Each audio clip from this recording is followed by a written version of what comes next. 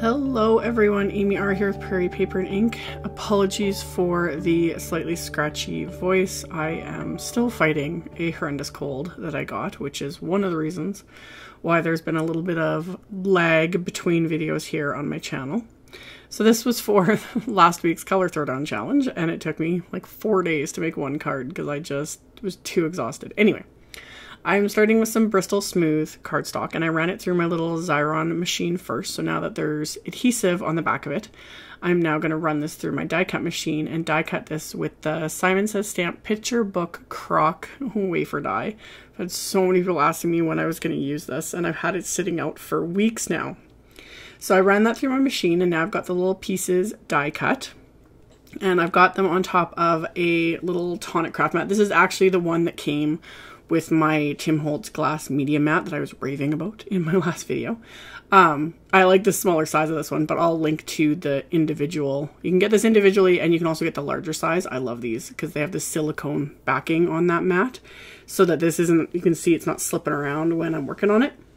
So I have these on that, and the pieces I am sponging with spun sugar distress ink very lightly, and I'm using a sticky note to keep my fingers from touching it, because when you're sponging distress inks, but especially sponging over Bristol Smooth cardstock, your fingerprints can and will show up.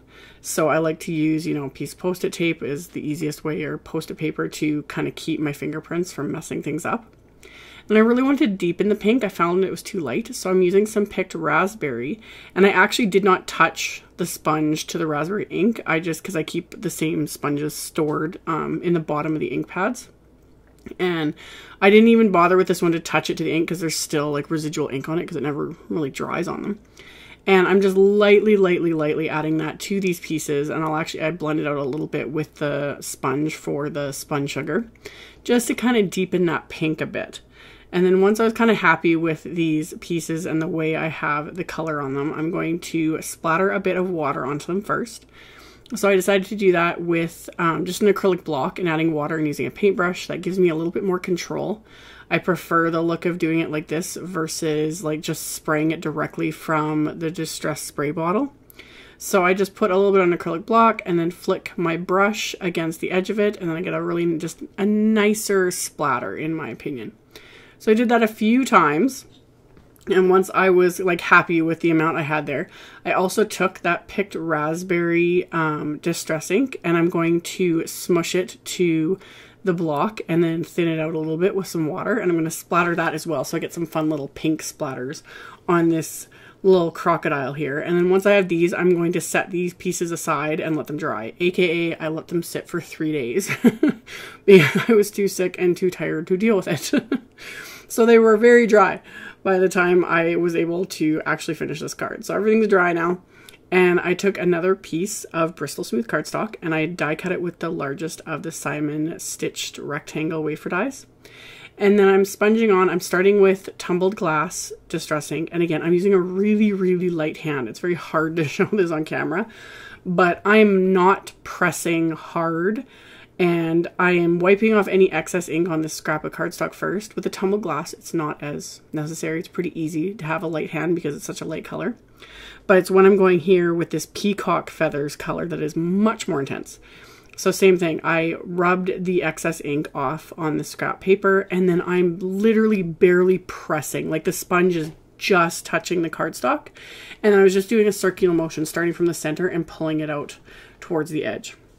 It's definitely something I need to practice more. It worked perfectly this time, but more often than not, when I try to get that really nice, light, even blend and not, you know, put on a ton of layers of color, I struggle with that. So having a very light touch and having more patience than you think you need, which I don't have, really helps to get that really soft, you know, just that soft, like glow of color. So after I'd done that, I did a little bit of water splatter with that, and then I'm just going to leave my background as is. And then I took some black cardstock and I ran that through my Xyron as well. So I'm going to have 3 pieces of black cardstock that have the adhesive on the back of them. And then I die cut them with the You Da Best die from CZ Design for Simon Says Stamp. So I peeled off the backing and I'm just layering them together. It doesn't really show up the greatest on camera when you're doing black on black here. But I just peel off the backing and I left the main one in in the scrap paper for now, just to make it easier to line everything up. And then I've stacked these together, so I'm going to have 3 layers of die cuts here, so you got that nice depth and dimension. And now I can just pop these out of the backing, and this will also have adhesive on it, so I can just press it into place when I am ready to adhere it to my card. So after I did that, I grabbed the Simon Says Stamp CZ Design Emphatic stamp set, and I have some more black cardstock here, and I used my anti-static powder tool on the cardstock, and then I'm going to stamp the seriously word. I love the CZ Design, like stamps and dies, all of them. I like the kind of more snarky, punny stamps from them. I just love it. So I stamped the word with Simon's clear embossing. And then I coated that with some white embossing powder, and then I'm going to melt that with my heat tool. And once that's done, I'm going to funnel the embossing powder back into the container so that I don't knock that over, because I tend to do that. And you can see my like craft space is encroaching onto my filming space. And I made a huge mess making this card, which is what I always do. So I trimmed that down with my paper trimmer. And then I started figuring out like how I was going to do my layout, and remove the craft mat so I can use my grid mat. I like to use the grid lines. It helps me to kind of eyeball things and line things up. So I got my sentiment adhered flat to my card front. And then I figured out where I was going to place my little crocodile and the die cut sentiment. I didn't want the sentiment covering his nose or his mouth, you know. So I decided to flip things around. And then adhering all these pieces was super simple, because all I had to do now is peel off the backing, because they're basically stickers thanks to running them through with my little Xyron. So now I can assemble my little croc and adhere all these little pieces into place. This is always the best part, when these little critters start coming together and, you know, actually becoming something. It's like, oh, they're the cutest things ever. So obsessed with them. So I got all his little pieces adhered and decided to keep his mouth closed for this time. But I think next time I use him, I'm going to make it so it's open, because you can make it look like, you know, he's talking. I think it's so cute. So adhered his little like mouth or teeth or however you want to call it. And then I can press my die cut sentiment into place. So once I have that in place, I wanted to add a few little hearts, because the color combo was pink, kind of an aqua color, and red. So to pull in the red, I want to use some hearts. And I have this tiny little mini hearts wafer dies from Simon that I've had for years. And every time I run these through, I keep all the little die cuts, like these little hearts. I just keep them in the package, because more often than not, like right now, they come in perfectly handy. So anytime I'm die cutting these, even if I'm only going to use a couple, I take all the extra ones and just stick them back in the package with the dies, so that next time I go to use it, there's already a bunch of die cuts in there. So I decided where I wanted to place all these, and I'm just adhering the little hearts into place with some multi-medium matte adhesive. And then, of course, I had to add some googly eyes to him. So I have 3 different sizes. These are all Studio Caudia ones. I have 5mm, 4mm, and 3mm. And the 3mm are tiny. They're perfect for like really little images. And this one, I wasn't sure if I wanted to do the 5 or the 4. The 5 actually looks really cute. And like watching this as I'm editing it now, I almost should have gone with the 5. They're much more intense. But I decided to go with the 4 and keep it a little more subtle. So I just squeezed out some more multimedia matte adhesive and then pressed those little googly eyes into place. So that finishes off my card front. And then for my card base, I literally had to push stuff out of the way.